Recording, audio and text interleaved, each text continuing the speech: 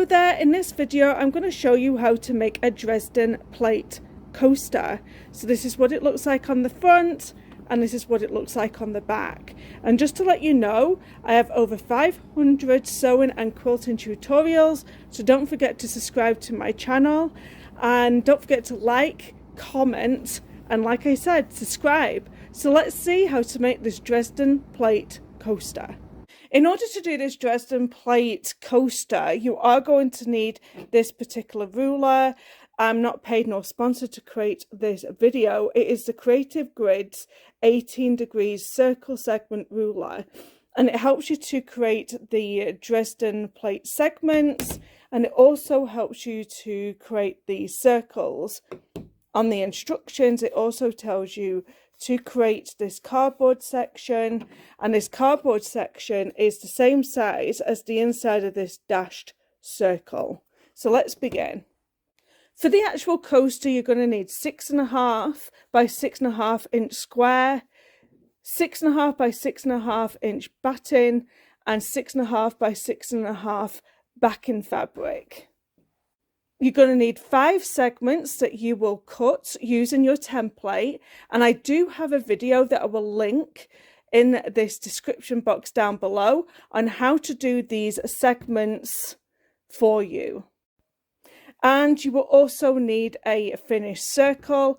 I've also done a tutorial on how to do these circles, and I'll also link that in the description box for you. I use a Baby Lock Soprano sewing machine, and in the top of my thread I have a white polyester, as well as a white polyester in my bobbin thread, and also a 9014 Microtech sewing needle. These are also the settings on my sewing machine, and I'm just going to start doing the segments, and also I'll put 1/4 inch foot on with guide. This just helps me do my 1/4 inch really well. I'm going to take one of the segments and I'm going to fold it over right sides together. And like I said, if you do need a more detailed explanation of how to do this, I will link that other video of how to do Dresden Plate segments down below. So basically, I'm going to chain piece all of these together. And what that means is I will keep that in the machine while I move on to do my next one. And you're going to need 5 of these segments. So I'm going to fold the next one over and start sewing this one into place.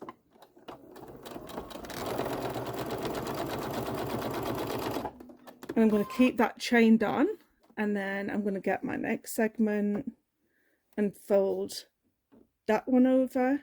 So you're always folding right sides together, and I'm going to put that one in. And I'm going to do that with all 5 of them. So now these have all been chain stitched together, I'm just going to take all of these threads off here.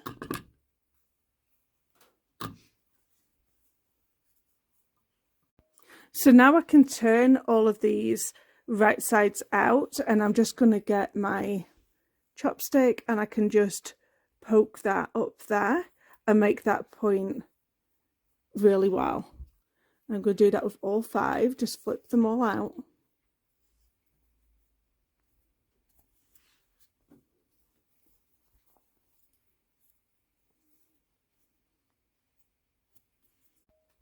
I'm now going to take each one of these over to my iron, and I'm going to press, and I'm going to do it really gently because you don't want to stretch the fabric. So I'm going to press each one of these down. So we're going to start joining these segments together, and it's always at 1/4 inch. So you're going to do it again, right sides together on the fabric. So that means both the designs are touching each other like so. And one of the main things that you want to just be aware of is that you're just joining these 2 points together here. Don't necessarily worry about this point in the middle. just make sure that these points here meet, and then join at 1/4 of an inch all the way down. So all the way down here. Then you can open these two up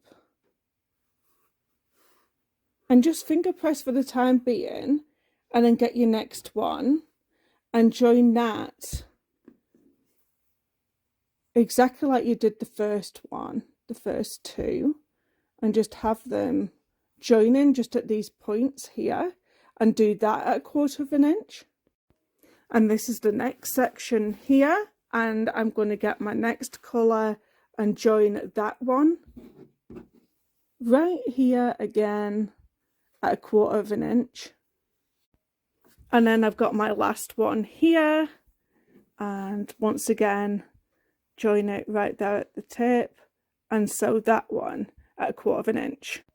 And then you see it starts to fan out, so you are going to need to press this down, and you will need to just trim all of these tails off here. So I'll go ahead and do that.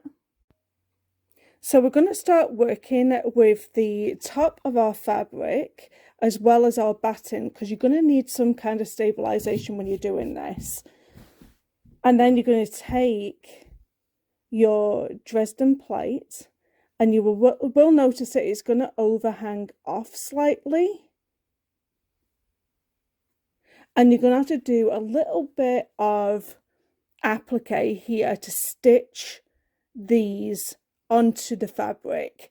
So I'm going to do it at the zigzag here, just holding it down, and I'm also going to get some pins and pin it into place so it doesn't move on me. So I'm just going to use my regular foot, and I am just going to start stitching this into place.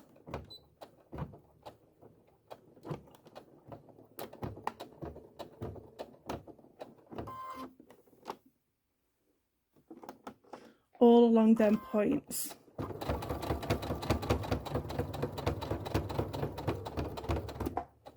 And I'm going to do that about 1/4 of an inch away from each of the points.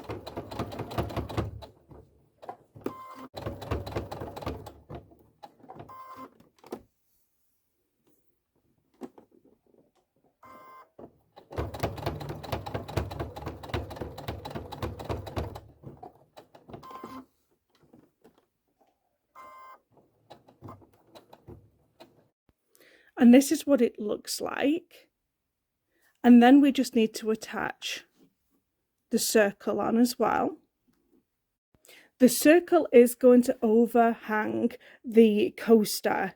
And now I'm going to stitch along here, stitching the circle onto the Dresden plate coaster. What I'm going to do here next is I'm going to cut off the excess here, and I'm going to turn it the other way around, and with my rotor cutter, my ruler, I'm going to cut all this excess off, and then I can see exactly where I need to stitch. So that's all cut off on that side, and then I just need to tidy it up on this side as well, and just make sure that all this excess is just all cut off. So before I do the next part of the Dresden plate, I'm going to just do some free motion quilting and just extend these points going up like so. So I'm basically going to do some straight lines going all the way up these points. So this is what it looks like once we've put them lines on, right at them points going all the way to the top. Now I'm going to get the backing of my Dresden plate coaster. Now I don't have a right side or a wrong side on this material, but if you were doing it with a pattern, it would be right sides facing down. So you would be looking at the wrong side of the fabric right now. And basically what we're going to do is we're going to leave a bit at the top for turning, like wherever you decide, and then you're going to sew all the way around 1/4 of an inch. As long as you have some sort of a place for turning right side out, you're good to go. The next thing we're going to do is just cut the excess of this fabric away. Just make sure that you don't cut into any of the stitches.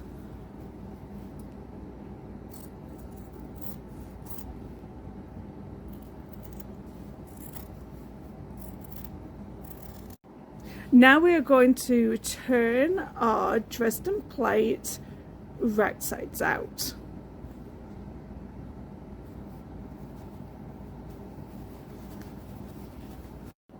There will be a little bit of bulk where that opening of that Dresden plate is, but don't worry about that, because once you get the iron onto it and press it down, it will go down flatter.